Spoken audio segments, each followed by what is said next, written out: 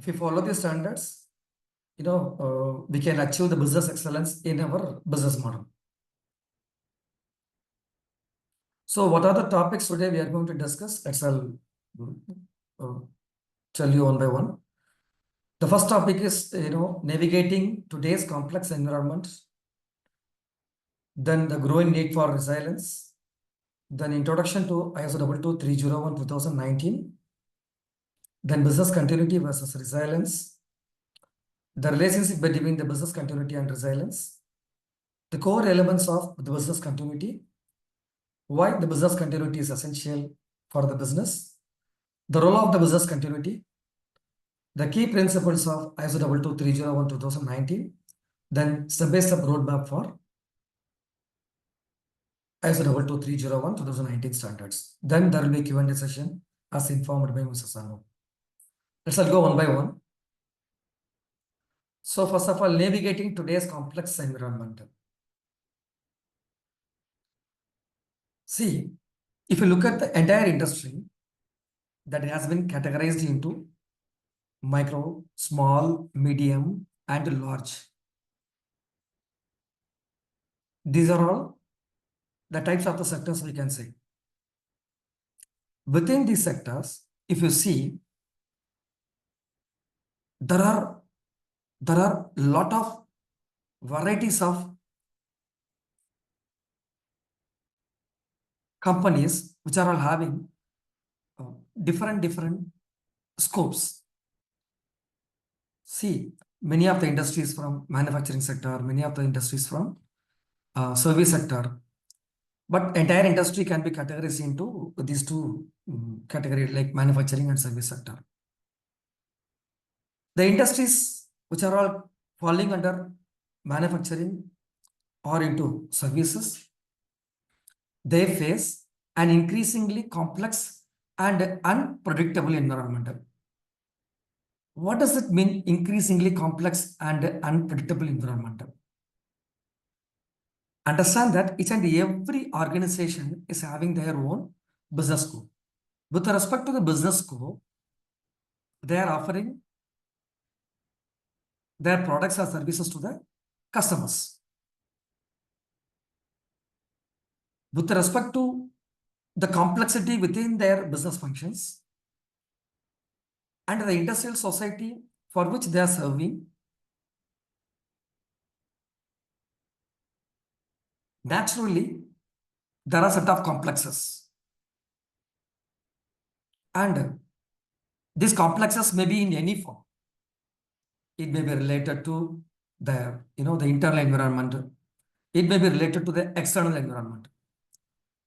If you say the internal environment, within the organization, there are a lot of business functions, say listing, top management function, human resourcing function, purchasing function, marketing and sales function, say research and development or engineering department. Then if you are belonging to the manufacturing segment, then manufacturing process or manufacturing function. Within the manufacturing function, we can say, the production, quality assurance, quality control, testing, and there are so many things are there. Then to maintain the infrastructure, the maintenance function is also there. In addition to that, post-sales service segment is there. Okay, so these functions are having its own set of activity. These functions are interrelated with each other. That is originally forming the complexity.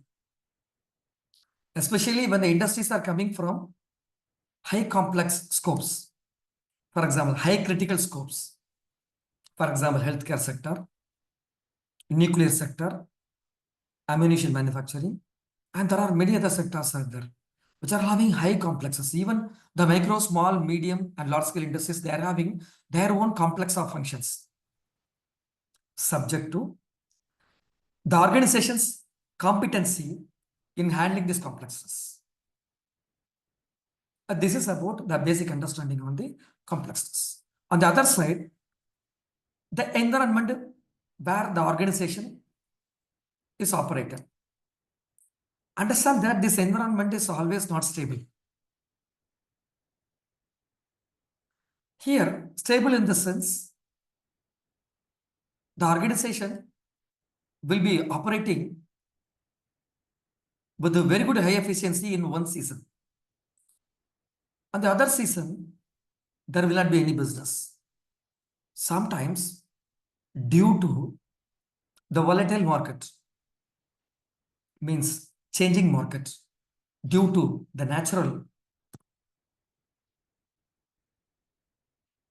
due to the natural disasters, due to the cyber attacks, due to the pandemics, due to financial crisis across the globe or country specific financial issue. On these areas, if the organization is into,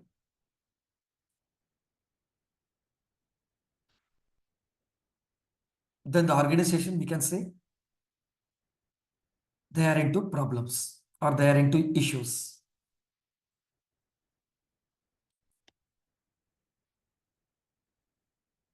Whatever may be the manufacturing industry or service industry, at the end of the day, once the customer is confirming their orders to the industry, the organization is signing a contract with the customer, stating that on the particular day and day, the products or services will be delivered. This is what the organization is signing a contract with the customer.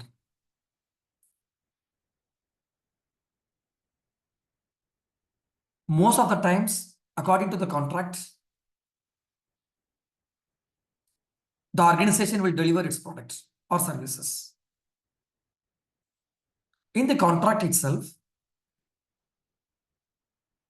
there may be some terms and conditions in which there will be a clause stating that in case of any disruptions in their business, it may be of due to anything. In case of any disruptions in the business scope or the set of activity, what the organization is regularly doing, with respect to the mutual understanding between the customer and the organization may commit something like they will try to deliver minimum available services in a best possible way during the time of disruptions. What is that? Minimum possible delivery during the disruptions. And this term and condition might have been reviewed by the customer as well as the organization who is going to deliver this product or services, might have been reviewed, approved, signed mutually.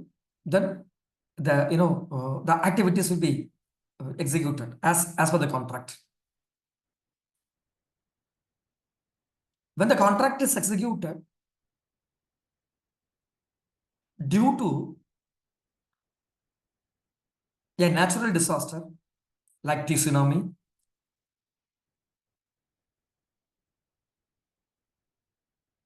or heavy storm,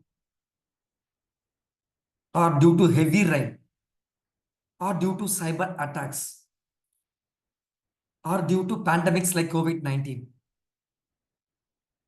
Due to this, the organization may be in trouble to deliver the products and services, may struggle to deliver the products and services.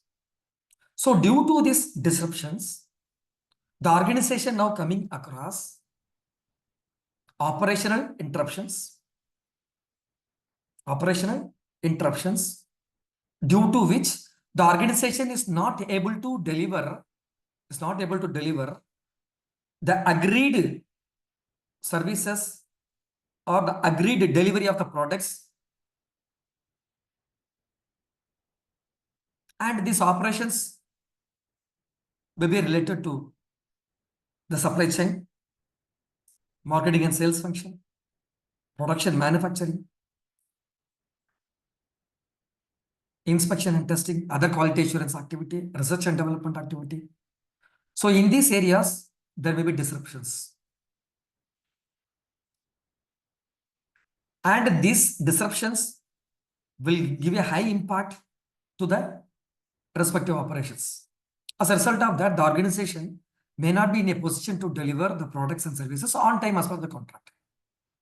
Due to this, the organization may lose its image, say the brand image.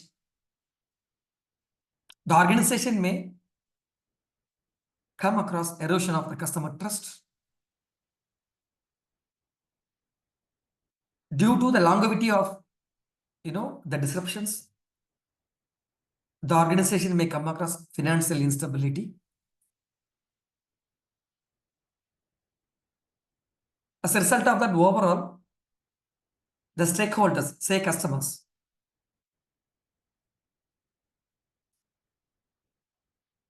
they will lose the image, they will lose the brand image.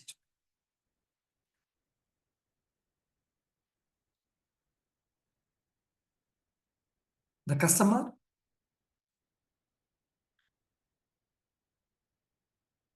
may have a bad image on the brand. So due to that, the reputation of the brand is lost.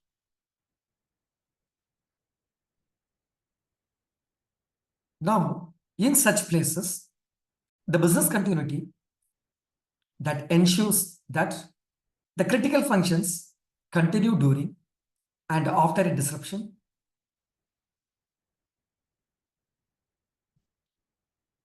has become a non-negotiable for organizations that want to protect their future.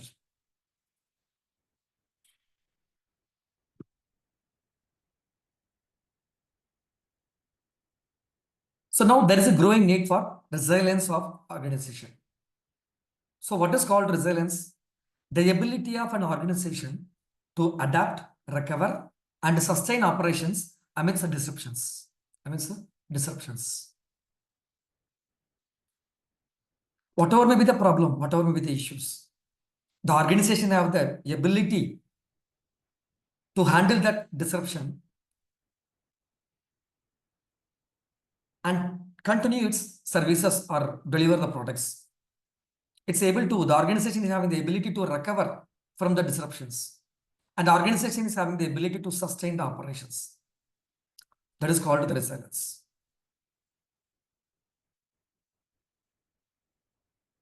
This resilience, it is not only stopping with adapt, recover, and sustain operations. It goes beyond to that. What is that? The prevention. The organization which is adopting the resilience principle, they are anticipating the risk before they occur at any point of time of the business.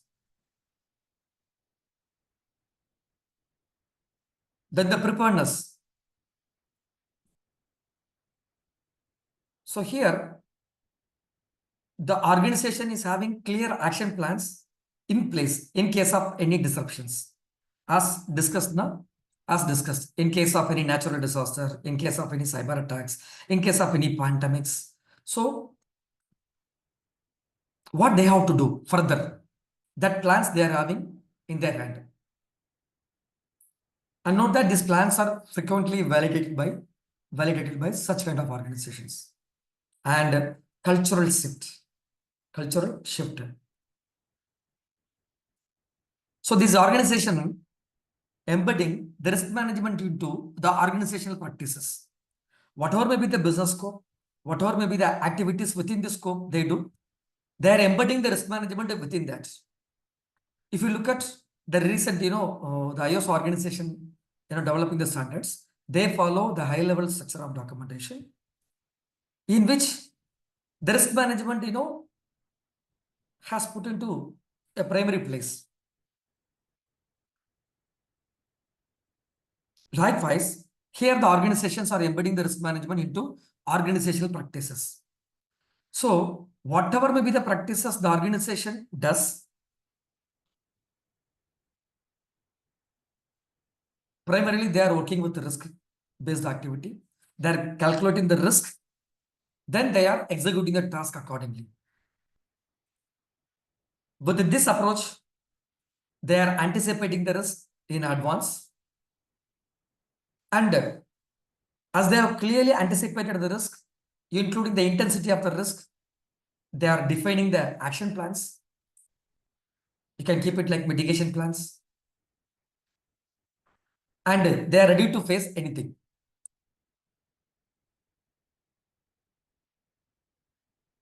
So why this resilience matters? So due to increasing in the frequency and severity of the disruptions, like natural disasters, cyber threats, pandemics. So it is essential for an organization to have a clear risk mitigation strategy, ensuring the availability during the disruptions and the quick resumption of critical operations post disruptions. This is what the factor I told you. The very minimum level of delivery during the time of disruptions.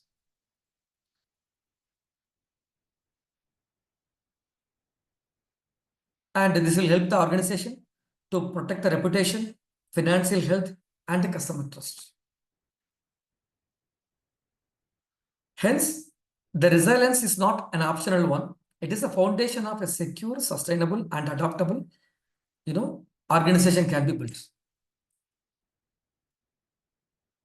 So now introduction to 22301 2019, the ISO standard for the business continuity management system. So what it speaks.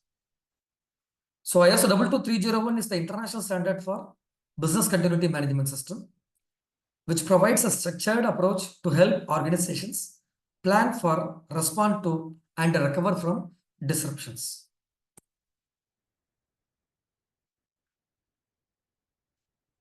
When the organization is trying to implement this business continuity management system and following it, the organization is having its own way to identify and manage the risk through robust risk management strategy, having a clear action plan for maintaining and restoring critical operations during the disruptions, building resilience for sustainable success through a resilient infrastructure that can quickly adapt during the crisis.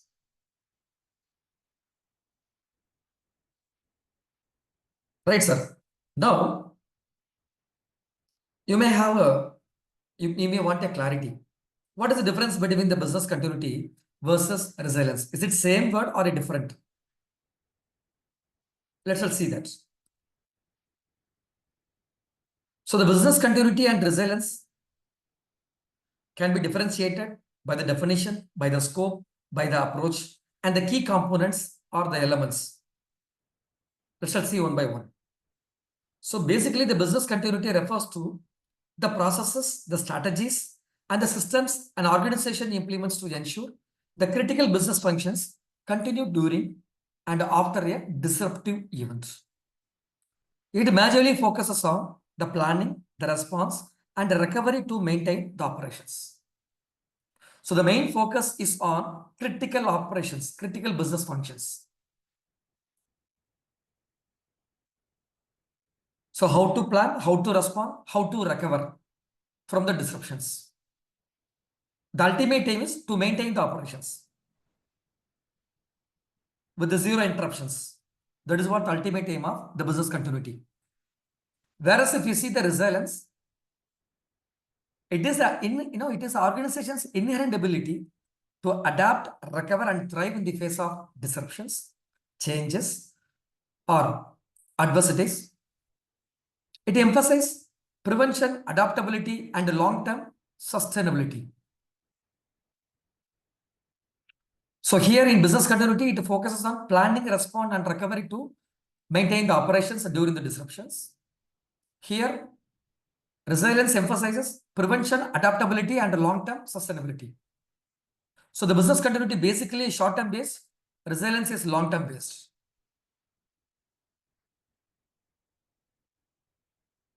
So now based on the scope, how we can differentiate the business continuity and the resilience. The business continuity primarily focuses on the continuity of specific critical operations such as IT systems, supply chains, or customer services during the disruptions.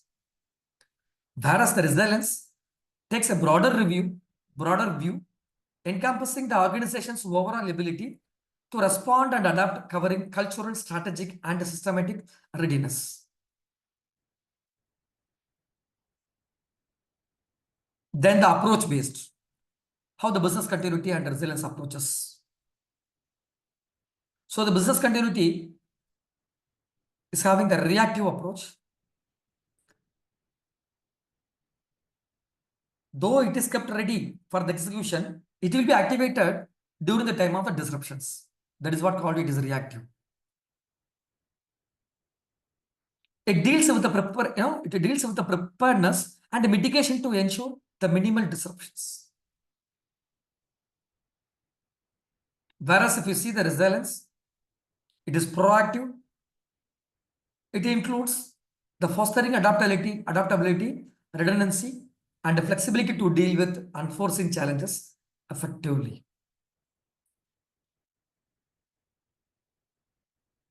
Okay, then component-wise, what is the basic difference between the business continuity and resilience? The business continuity having the components like the business impact analysis, the risk assessments, recovery strategies, business continuity plans and exercises, crisis communication. These are all the components available with the business continuity. It means that whenever you are working with the business continuity, you have to deal with this. Whereas if we talk about the resilience, it talks about the organization culture. It talks about the leadership agility. It talks about the workforce training and adaptability. It talks about the redundant systems and infrastructure. It talks about continuous learning and improvement. These are all these are all the factors we can say can be differentiated business continuity versus the resilience. Now, let us see the relationship between the business continuity and resilience.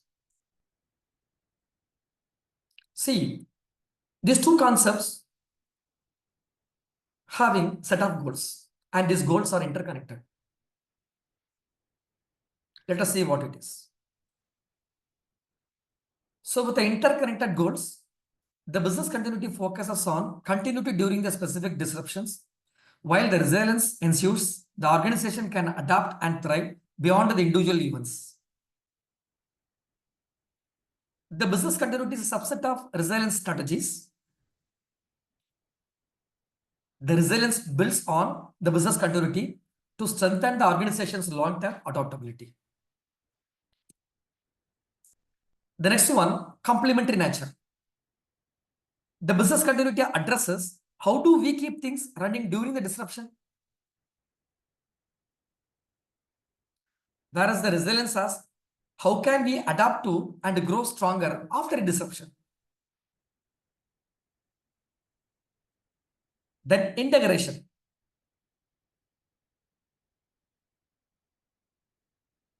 A resilient organization incorporates business continuity practices as a foundational tool.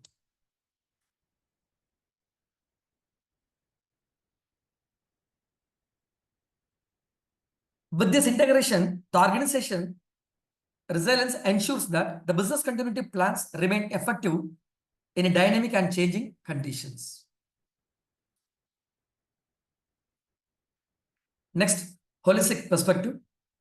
So the business continuity provides a structured plan for specific scenarios, whereas the resilience creates a culture of readiness and adaptability that can deal with the unforeseen scenarios not covered by the business continuity plans.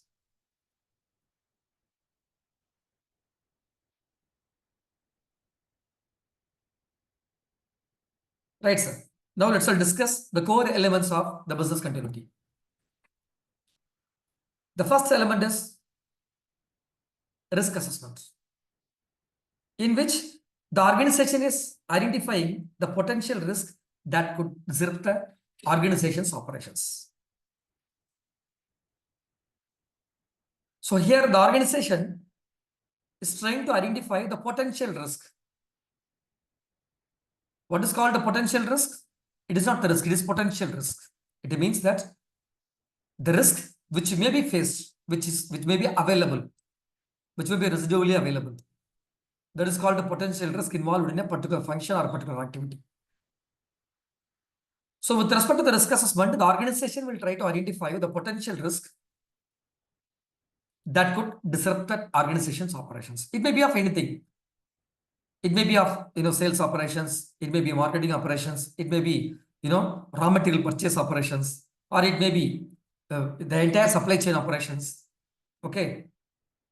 Then it may be production, it may be quality assurance, quality control function, it may be maintenance function, it may be delivery function, it may be related to the logistics and other related activity. So on these areas, due to the potential risk, the organization operations may be disrupted. So for those areas, the risk assessment shall be conducted. And it is again subject to the scope of the organization. Some organization may have low risk scope. Some organization may have medium or high risk scope. So depends on the risk level, depends on the competency of the organization. Here the competency of the organization in the sense, the competency of the organization in managing the disruptions.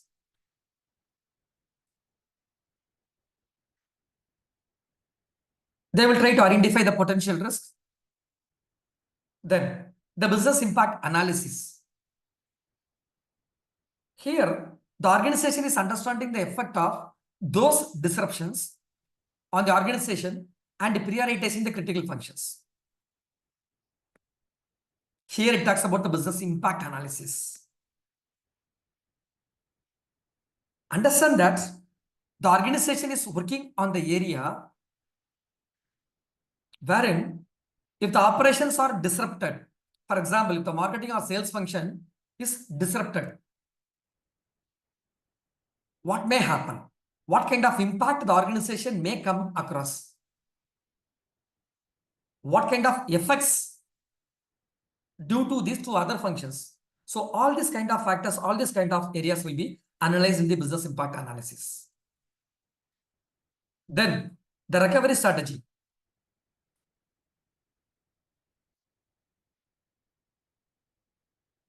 According to this, the organization develop plans to restore key operations and services after an incident, and during the disruptions. Note the keyword, after an incident and during the disruptions. Recovery strategies. Business continuity, recovery strategies. The next one, business continuity plan. The organization is developing the plans through which the organization ensures that the critical business functions can continue operating during and after disruptions. Right, sir? Now, there may be a question. How to identify the critical business function? Again, I'm repeating. It is subject to the business scope and the level of the competency that the organization handle the disruptions. So with respect to the capacity of the organization, these critical functions are identified. How it can be identified? By conducting the business impact analysis, by conducting the risk assessments. So if you are in a business, if you want to determine the critical business functions, then you got to adopt two tools. One is conducting the risk assessment. The other one is business impact analysis. The recovery strategy, business continuity plan can be developed thereafter. Then, once you identified the business continuity plan, you will be in a position to validate that, whether the business continuity plan is really working or not according to your strategy, according to your business scope of operations, according to the nature of the customers you are having. For that, you are going to conduct at a planned interval according to the feasibility of the organization.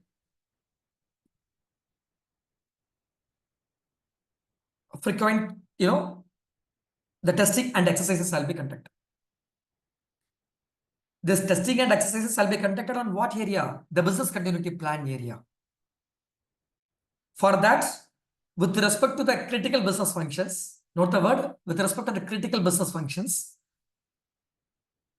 with respect to the business continuity plan, develop regular drills and the reviews to ensure the plans are effective and employees are prepared.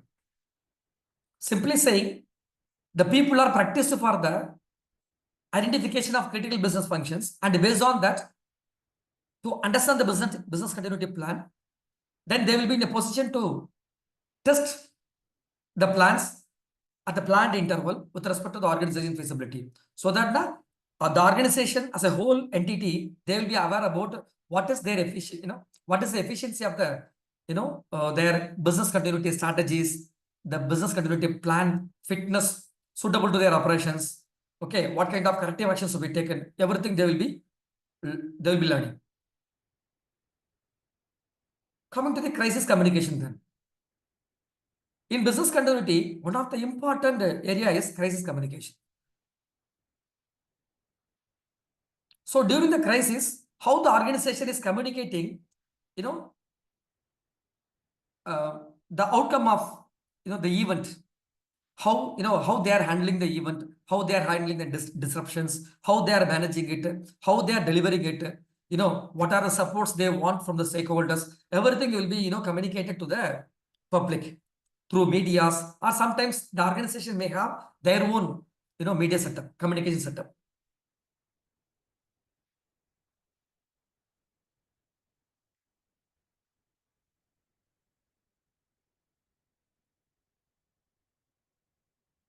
So this communication setup during the crisis shall be done, and it is developed through specific procedures.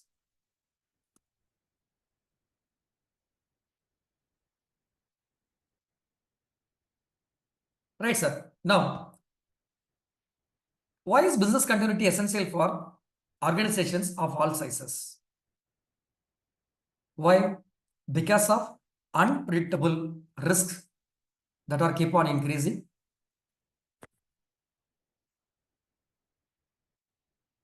It is irrespective of the size. Let it be micro, small, medium, and large scale industry. Irrespective of that, there will be a considerable impact in each and every, the business or the business owners. According to the nature of the size and the capacity of the plant they are operating, they will be having considerable impacts. We have experienced the same in COVID-19 period. Almost 3 years. Almost 3 years, the entire industries have been suffered across the globe. Then the legal and compliance requirements.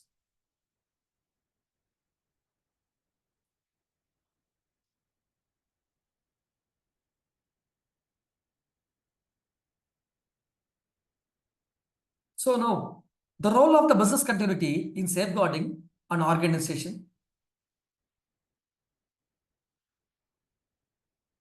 If an organization is adapting or practicing the business continuity in their management systems,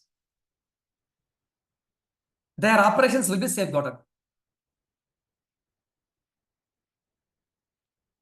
So according to this, the organization's critical functions, critical operations will be safeguarded, protected. So for these critical operations, there will be a well-developed business continuity plan, which includes clear strategies for remote working, securing data, and ensuring that the technology systems remain operational during the disruptions.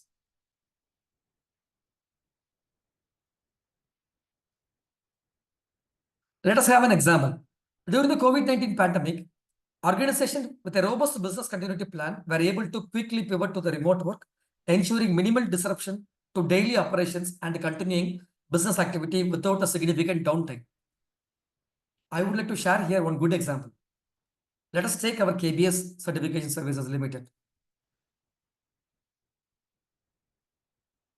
During the COVID-19 pandemic period, the very starting in the first month itself, the entire team, we don't know how to continue our services to the customers, especially on training operations.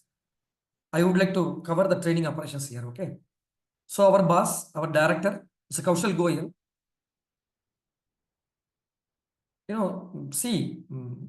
our boss is very proactive. Here I can proudly say.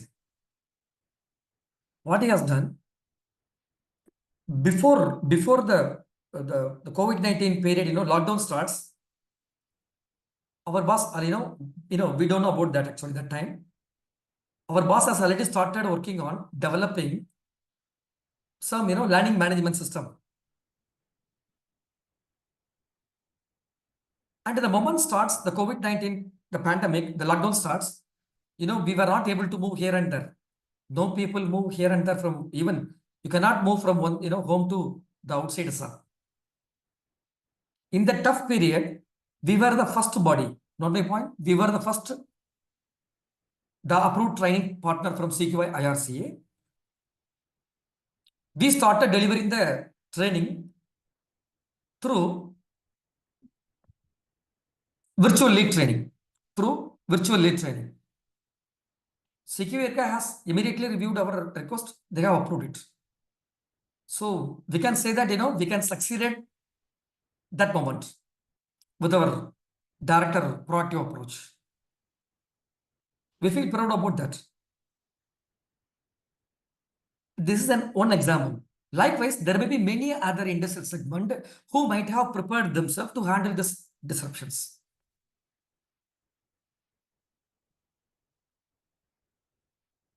Then the reputation. A company's reputation is often its most valuable asset. A failure to respond adequately to disruptions can damage the organization's image and erode customer confidence. This is very true. If you are not responding to the customer queries or leads, the time of, where you are not able to operate, then the customer will lose the confidence on your brand or your approach or your business principles, whatever blah, blah, blah you're saying.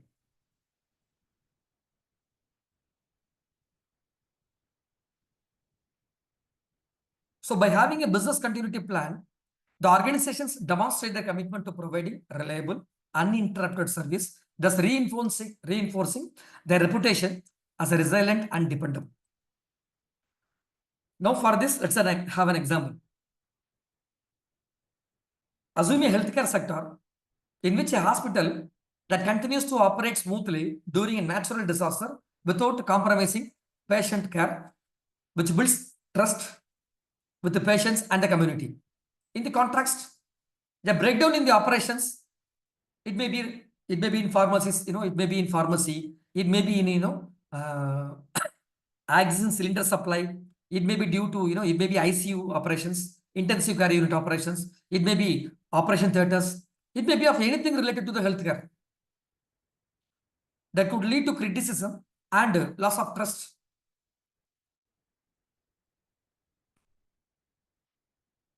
Then stakeholders trust. The stakeholders such as investors, customers, and partners want to be assured that the company they are involved with has the capability to manage unexpected disruptions. Here, 22301 provides the stakeholders with a clear indication that the organization has structured plans in place, increasing the stakeholder confidence in organizations' long-term viability. So here, say an example, shareholders are more likely to remain confident in the company's performance if they know it has a business continuity plan in place. Nowadays, most of the companies are working on this business continuity plan. They are ensuring that the BCP is in place. Before getting the order from very big companies like Tier 1, Tier 2, Tier 3, Tier 4, the Tier 1 companies are the one who is going to give the supplies order now. They are ensuring that the companies are having the business continuity plan in place according to the size, nature of the industry. And especially after major disruption, such as a cyber attack or production downtime. Now, let's see the key principles of 22301 2019. So first of all, the leadership commitment and engagement. So here, according to this, with respect to the business continuity, the top management must be fully committed to the business continuity operations. For that, the organization will be in a position to establish clear roles and responsibilities for the business continuity at all the levels of the organization. Then the risk and impact assessment, in which the organization must assess the risk and their potential impact on the critical operations of the business segments. So what kind of action is required here? The organization has to conduct regular risk assessments and the business impact analysis to identify and prioritize the key business activities. The third one, the business continuity strategy. So here, the organizations must develop the strategies which is helping the organization to address the identified risk and ensure the recovery. For this, the organization has to define clear recovery objectives, including the recovery time objective RTO, then the recovery point objective, including MTPD, maximum tolerable period of disruptions for the critical processes. Then the resource management. So according to this, the organization adequately provide the resources and it must be allocated for the business continuity. So for this, the action plan, like the organization has to identify and allocate the resources necessary for the business continuity, such as backup power, communication systems, and skilled personnel. Then incident response and crisis management. So according to this, the organization have to develop an effective response plan for the potential incidents which may happen. So for this, the organization has to establish an incident response and crisis management team with roles clearly defined and develop communication protocols. Then testing and exercising. So according to this, the organization must develop the business continuity management system, which needs to be tested and exercised at a planned interval according to the capacity of the organization.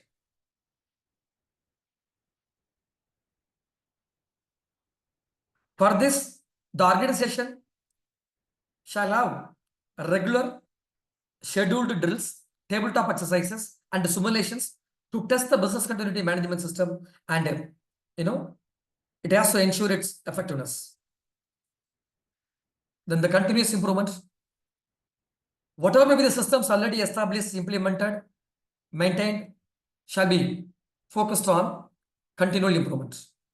For this, the organization has to set up a process for reviewing the performance, gathering the feedback, and making adjustments to the business continuity management system to adapt to new threats and changing the business needs. Then the compliance and legal requirements. According to this, compliance with the legal and regulatory requirements must be ensured. For this, the organization has to stay updated on the regulatory requirements and ensure the BCMS is aligned with them. Then communication and awareness. There must be an effective communications, during the time of the disruptions. For this, the organization has to develop communication protocols and ensure that the key stakeholders are informed in a timely manner. Right, sir. Now, so far we have discussed the key principles, to be adopted for ISO 22301-2019. Now, let's discuss the roadmap to achieving ISO 22301-2019 requirements conformity.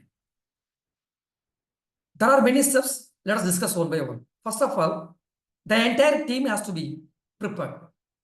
Prepared for what? They need to aware about what is business continuity, what are the requirements, how it can be incorporated within their organization. If the BCMS incorporated, what kind of benefits that the organization may come across, the individual can come across, what they can experience, So on all these areas, that organization may think about it and they may undergo some training, like an awareness training, the lead implementer training, or sometimes the lead auditor training.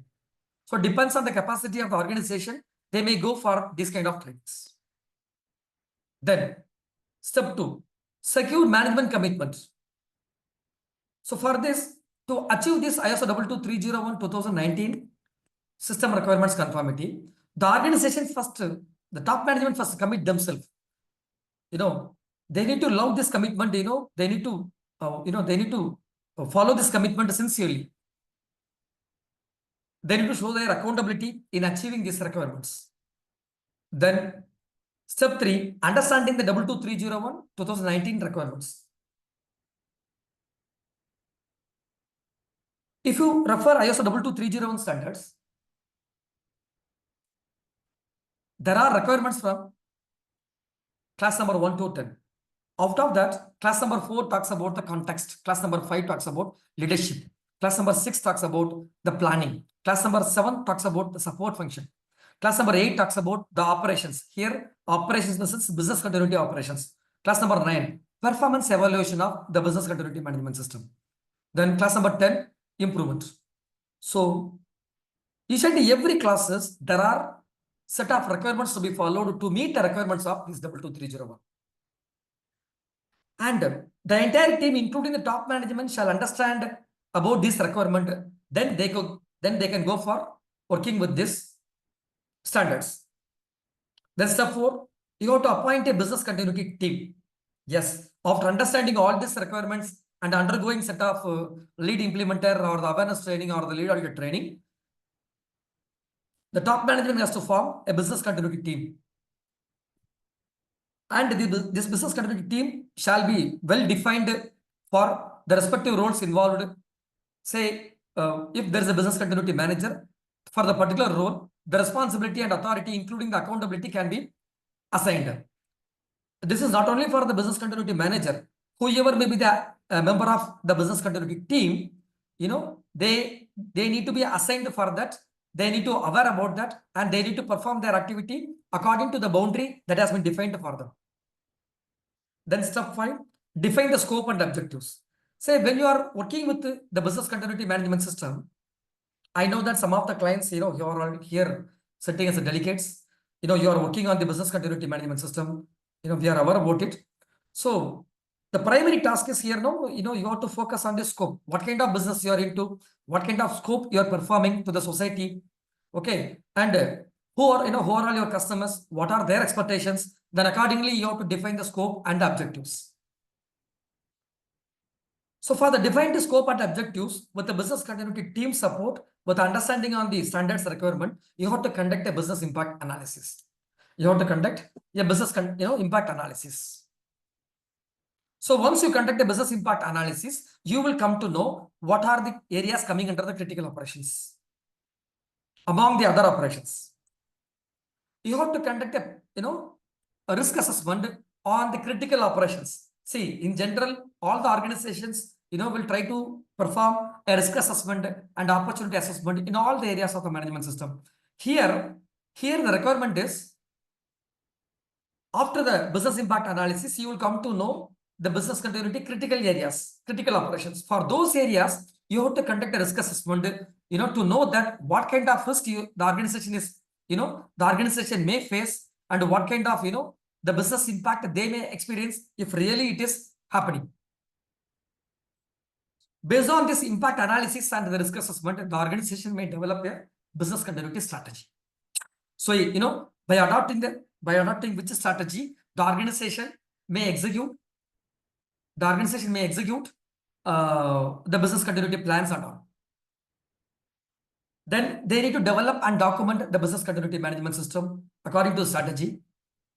The entire team has to be trained and tested for the business continuity plan developed by the entire business continuity team and the top management. And every employee shall be made aware about this, training, and they need to aware about that what kind of disruptions the organization may come across from starting point to ending point of the delivery. Then after conducting the training and testing, the entire team, the top management shall monitor, review, and improve the essential areas of this business continuity.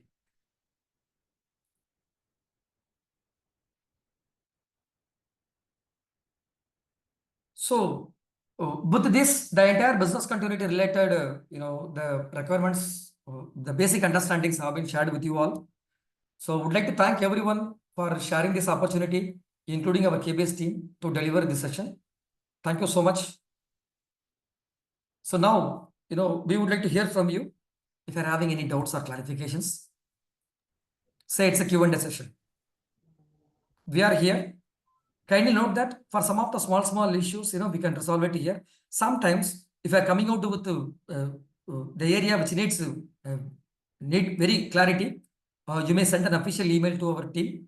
We will try to access that content, and then we will try to reply you, at the earliest. So thanks once again. Now we are waiting for you. Yeah, thank you so much, sir. It's a very informative session we have. Now, I would like to all the participants to ask their inquiries to you. And yeah,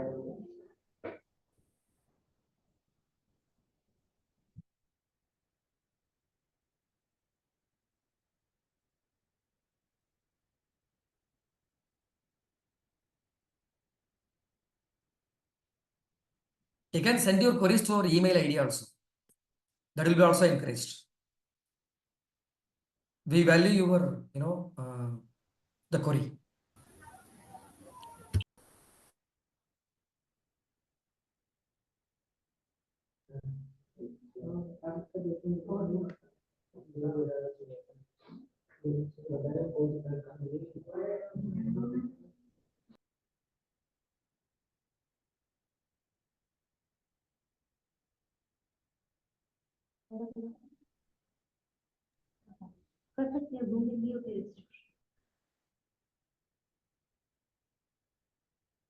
So any questions?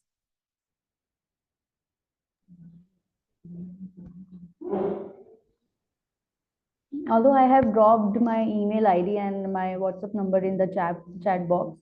So if anyone having any inquiry, they can let us know. Also, I would like to say that we are into a certification body and ISO training. So we provide CQ trainings such as 9001 45 into in this BCMS also we are having 8 to 9 schemes as of now.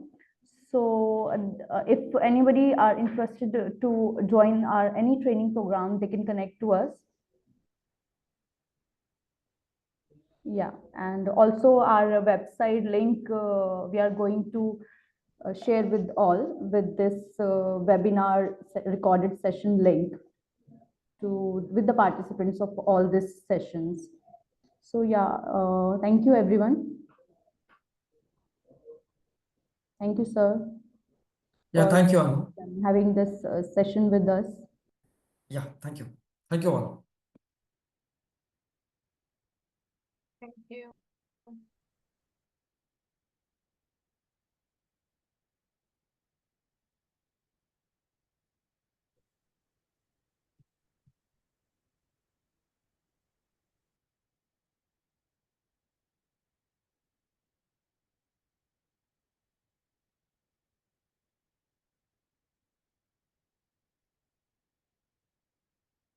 So Anu, if there are no questions now, let Yeah, us. wrap this session. Yeah. Okay, fine, sir. I'm getting messages in the chat box, so I would like to email them regarding their inquiries or their thanks. Yeah, you can.